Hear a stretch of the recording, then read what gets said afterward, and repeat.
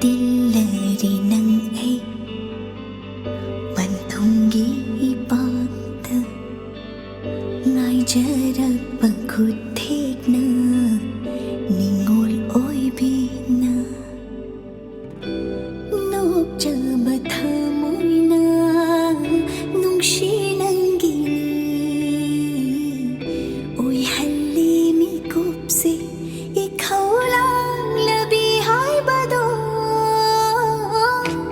Mami gum nangna leiramba Nungshi pau không kaya chanduna Liplari ngasi pau không puduna Aige oi biru nangna lingdaba mapu Mamayam na punsi khodol nangsi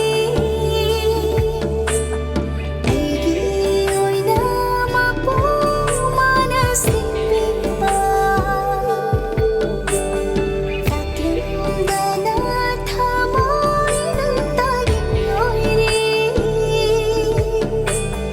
Gambirang linang sipon siging oi na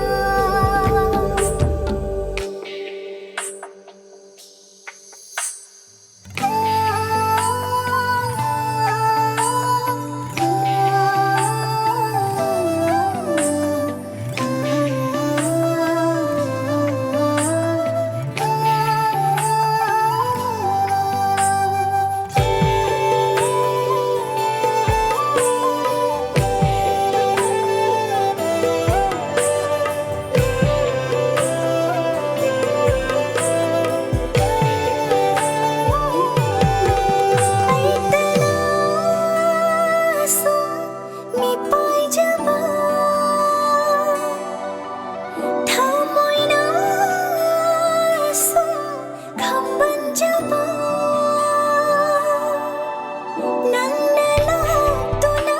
chingna bako khanbiba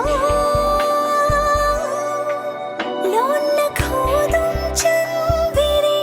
hang lambai ge thamor se